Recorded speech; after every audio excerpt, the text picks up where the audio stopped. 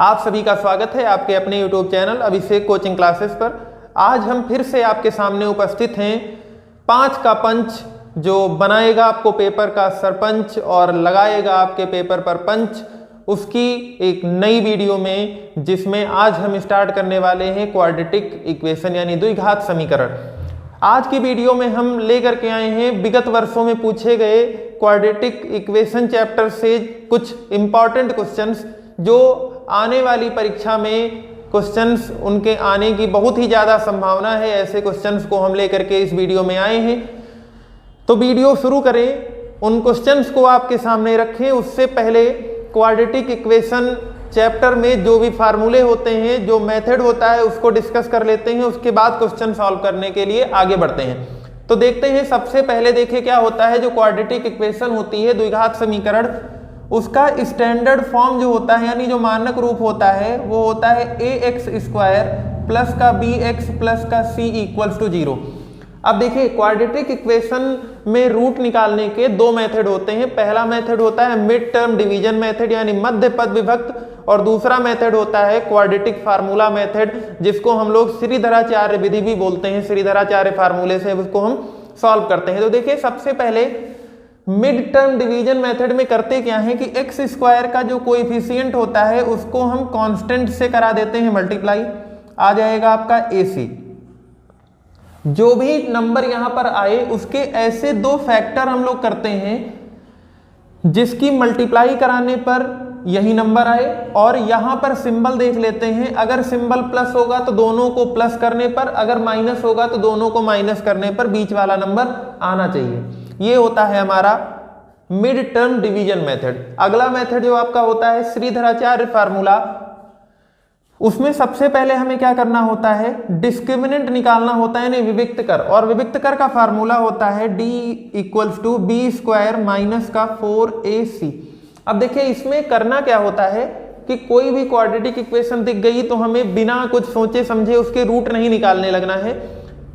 किसका रूट निकलेगा, किसका रूट नहीं निकलेगा, किसका रूट रियल होगा, इमेजिनरी होगा, ये सब चीजें हमें यहां से पता चलती हैं। क्योंकि कई बार क्वेश्चन में सिर्फ इतना ही पूछ लेता है कि रूट के नेचर बताना है आपको। तो देखिए, d की वैल्यू अगर ग्रेटर देन 0 होगी, 3 कंडीशन आती हैं। पहली कंडीशन होगी d इज ग्रेटर देन 0, यानी 0 से बड़ा, यानी प्लस में नंबर आ जाएगा। दूसरी कंडीशन होती है d इज लेस देन 0, यानी 0 से छोटी, यानी माइनस में। और तीसरी कंडीशन आती है d की वैल्यू 0 के इक्वल होती है। इन तीनों कंडीशंस में क्या होता है, देखिए, पहली कंडीशन जब d की वैल्यू होगी प्लस में, तो रूट आ जाएंगे वास्तविक। क्या होगा, रूट वास्तविक और असमान होगा।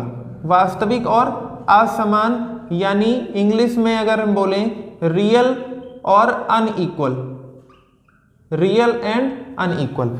दूसरा, जब d की वैल्यू 0 से छोटी यानी माइनस में होगी, उस कंडीशन में जो रूट होंगे वो काल्पनिक हो जाएंगे, यानी उस कंडीशन में हमें इक्वेशन को सॉल्व नहीं करना है, यानी इमेजिनरी।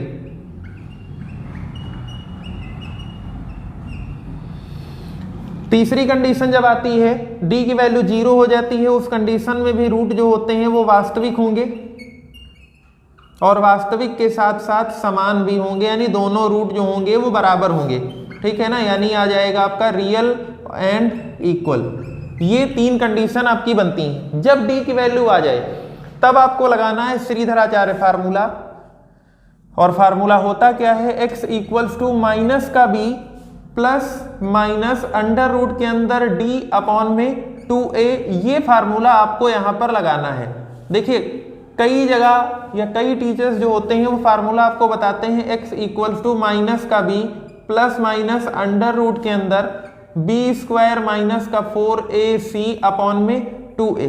लेकिन ये फार्मूला हमें नहीं लगाना है। क्यों नहीं लगाना है, क्योंकि अंडर रूट के अंदर देखिए d की ही वैल्यू दी गई है, और d की वैल्यू जब हम ऑलरेडी निकाल चुके होंगे तो दोबारा से हमें कैलकुलेशन करने की जरूरत नहीं है। तो हम ऊपर वाला फार्मूला लगाएंगे, डायरेक्ट d की वैल्यू पुट करेंगे। तो ये क्वाड्रेटिक इक्वेशन का बेसिक होता है। इससे आप, अगर ये चीजें आपको पता है, तो कोई भी क्वाड्रेटिक इक्वेशन आपको सॉल्व करने में कोई दिक्कत होने वाली नहीं है। तो आइए बढ़ते हैं अब क्वेश्चंस की तरफ। कुछ क्वेश्चन सॉल्व करेंगे जो बहुत ही ज्यादा इंपॉर्टेंट हैं। तो पहले क्वेश्चन की तरफ बढ़ते हैं। देखिए 3 क्वेश्चन आपके बोर्ड पर लिखे हुए हैं। पहला क्वेश्चन दिया गया है आपका x² - 4 = 0, जो 2022 के बोर्ड परीक्षा में 20 में, 17 में और 16 में पूछा गया है।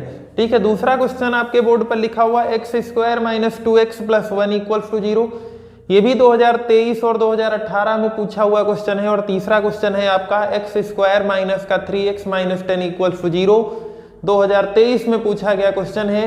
3 क्वेश्चन 3 तरीके से लगेंगे। ठीक है ना।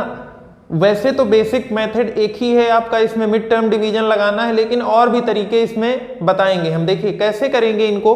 पहला क्वेश्चन अगर हम देखें तो देखिए सबसे पहला काम क्या होता है, आपको कर देना है x² माइनस में 4 है आपका, दूसरी साइड जाएगा तो x² = आ जाएगा 4। स्क्वायर रूट मतलब हटाएंगे तो दूसरी साइड हम स्क्वायर रूट लगाएंगे, यानी x² की जगह हम x किए तो इधर हो गया आपका प्लस और माइनस का √4। ये ध्यान रखिएगा, इस चैप्टर में कभी भी जब हम स्क्वायर रूट करते हैं तो नंबर प्लस और माइनस दोनों में ही लिखा जाता है। ठीक है। उसका रीजन भी अभी हम बताएंगे कि ऐसा होता क्यों है। यहां से हम x = लिख सकते हैं +- 2, यानी आपका जो रूट आ गया वो x = 2 आ गया और x = -2 आ गया। ये आंसर हुआ। क्यों हमने प्लस और माइनस लगाया, इसका रीजन भी देख लीजिए। देखिए 2 × 2 अगर हम करें तब भी आपका 4 आएगा, और -2 × -2 करें तब भी क्या आएगा, 4 आएगा। तो अगर 4 लिखा हुआ है तो ये हमें कैसे पता है कि वो +2 × +2 किया गया है या फिर -2 × -2 किया गया है। इसीलिए हम दोनों को ही लिखते हैं। समझ में आई बात। इसका एक और मेथड है। ठीक है ना। दूसरा मेथड इसको हम या फिर कैसे लगा सकते हैं, देखिए x² लिखा हुआ है और 4 को हम लिख सकते हैं 2 का स्क्वायर = 0। देखिए a² - b² बन गया, और हम लिख सकते हैं एक ब्रैकेट में x + 2 और दूसरे ब्रैकेट में x - 2 = 0। अब उसके बाद इफ x + 2 = 0 देन x = आपका देखिए -2 आया। ठीक है। और दोबारा से अगर x - 2 = 0 कर देते तो x = क्या आ जाता, +2। देखिए एक ये तरीका है और एक ये तरीका है, दोनों में से जो तरीका आपको सही लगे वो आप लगा सकते हैं। दूसरे क्वेश्चन पर बढ़ते हैं। देखिए दूसरा क्वेश्चन जो आपका सबसे पहला तरीका तो है मिड टर्म डिवीजन लगाइए। देखिए क्या हो जाएगा, x² का कोएफिशिएंट कितना है, 1, और c की वैल्यू भी कितनी दी गई है, तो 1। तो 1 1 जा कितना हो गया, 1। अब 1 के ऐसे फैक्टर करना है जिसको प्लस करने पर कितना है, 2 आए। ये सब रफ वर्क आपको करना है, मैं यहीं पे बता रहा हूं। ठीक है ना। तो इसको भी हम क्या कर देंगे, 1 1 जा 1, 1 और 1 आ जाएगा आपका 2, यानी इसको हम लिख सकते हैं x² - का x - का x + 1 = 0। देखिए एक चीज ये भी ध्यान रखिए कि जब भी ये आप डिवाइड करके लिखें उसके बाद भी ये कंपेयर कर लें कि कोई चेंज तो नहीं आया है। तो देखिए x² माइनस और माइनस माइनस, x और x मिलके 2x हो गया। ठीक है ना। कोई चेंज नहीं है। 2 नंबर एक साथ, 2 नंबर एक साथ, आगे वाले नंबर में x ले लेंगे कॉमन, यहां से बचा x माइनस का x निकल गया, 1 बचा। यहाँ -1 कॉमन लेंगे, यहां से भी क्या बच जाएगा हमारा, x माइनस का 1 = 0। x - 1 यहाँ भी है और यहाँ भी कॉमन ले लेंगे तो आगे से बचा x, पीछे से बचा 1, यानी आंसर आपका हो गया यहाँ से। अब देखिए यहाँ भी x - 1 है और यहाँ भी x - 1 है, तो इफ x - 1 = 0 देन x = कितना आ जाएगा, 1। और यहाँ से भी 1 ही आएगा, यानी जो हमारे रूट निकल के आए, ठीक है ना, रूट क्या हो जाएंगे आपके 1, 1। दूसरा तरीका इसका कौन सा है, देखिए हम ये भी लगा सकते हैं। देखिए x² लिखा हुआ है, माइनस का 2x लिखा हुआ है और पीछे हम कर दें 1 का स्क्वायर। क्या कर दें, 1 का स्क्वायर। अब देखिए यहां से a² प्लस का b² माइनस का 2a भी डायरेक्ट बन गया, यानी ये फार्मूला ही होता है x - 1 का होल स्क्वायर = 0। 2 बार इसको लिख लेंगे, x - 1 और x - 1 = 0। इसके बाद देखिए यहां से आपका क्वेश्चन सेम बन गया। दोनों में से कोई भी मेथड आप लगा सकते हैं। तीसरे क्वेश्चन पर बढ़ते हैं। तीसरा क्वेश्चन आपको मिड टर्म डिवीजन ही लगाना है। 10 1 जा 10, 10 के आपको ऐसे फैक्टर करना है कि माइनस करने पर 3 आए। क्या करने पर, माइनस करने पर। फैक्टर आप करेंगे 5 2 जा 10, 5 में से 2 जाएगा आपका 3 बचेगा। अब एक चीज और भी यहाँ देखना है, देखिए सबसे पहले आगे वाला नंबर जो होता है एक्स स्क्वायर वाला टर्म, उसको एज इट इज नोट कर लेते हैं। बीच में हमें सिंबल लाना है माइनस का, और माइनस सिंबल तभी आएगा जब बड़ा नंबर जो होगा वो हमारा माइनस का होगा। तो यानी 5 को रखना है माइनस में, 2 को रखना है प्लस में, और -10 = 0। x कॉमन लेंगे, यहां से बचा x, यहां से x निकल गया 5 बचा, प्लस का 2 हमने कॉमन लिया, x - 5 आया इक्वल में 0। x - 5 x - 5 दोनों जगह पे है, तो x - 5 हमने ले लिया कॉमन। जैसे x - 5 कॉमन लिया, यहां से बचा x प्लस का 2 = 0। इफ x - 5 = 0 करेंगे तो x = आ जाएगा 5, एक रूट आ गया आपका कितना 5, और दोबारा से अगर x + 2 = 0 करेंगे देन x = आ जाएगा -2, यानी रूट जो है आपके वो आ गए 5, -2। अब एक चीज और ध्यान रखिएगा, अभी अगर आप यहाँ पे जब भी प्रैक्टिस करते हैं, आंसर शीट आपके पास होती है, आपने क्वेश्चन लगाया, आंसर शीट से आंसर देखा, आपको पता चल गया कि आंसर सही है, लेकिन बोर्ड परीक्षा में ना आपके पास आंसर शीट होगा, ना आपके पास आंसर आपको पता होगा। तो वहां पे करना क्या है कि क्वेश्चन को सॉल्व करने के बाद एक बार उसको क्रॉस चेक करिए। क्रॉस चेक में करते क्या है कि जो भी रूट आए हैं उनकी वैल्यू x या y या z जो भी वहां पे वेरिएबल दिया गया हो उसके प्लेस पर अगर हम रखें तो उस इक्वेशन की वैल्यू लेफ्ट हैंड साइड और राइट हैंड साइड इक्वल आ जानी चाहिए। अगर ऐसा हो रहा है इसका मतलब आंसर आपका सही है। तो आइए उसको भी हम चेक कर लेते हैं। पहले में हम क्या करेंगे, x की वैल्यू देखिए हमारी आई 2, अगर हम यहाँ पे 2 2 जा रख दें, 2 2 जा हो जाएगा 4 और -4 कैंसिल होके 0 आ गया, सही है। -2 रखेंगे तब भी 4 - 4 0 आ जाएगा। दूसरी इक्वेशन अगर हम 1 रखें, 1 1 जा कितना हो जाएगा 1, 2 1 जा कितना हो जाएगा 2, माइनस का +1, ये +1 यहाँ से +1 2 और -2 कैंसिल होके आपका 0 हो गया, यहाँ भी इसका मतलब सही है। इधर वाले में आ जाइए, 5 5 जा 25 और 5 3 जा 15, -15 -10 25 हुआ, आगे से भी 25 हो जाएगा, कैंसिल होके 0 आया। अगर हम -2 रखें तो -2 का स्क्वायर यानी 2 2 जा 4 हुआ, प्लस का 2 3 जा 6 हुआ, प्लस का 10 हो जाएगा, माइनस का 10 यानी उधर से भी क्या आ जाएगा 0 आ जाएगा। उम्मीद है कि तीनों क्वेश्चन समझ में आ गए होंगे। ये क्वेश्चन हमने इसलिए एक साथ लिखे थे, इनको हम चाहते तो अलग अलग भी बता सकते थे, एक साथ इसलिए लिखे क्योंकि 3 क्वेश्चन हमने 3 मेथड अलग अलग तरीके से बताए।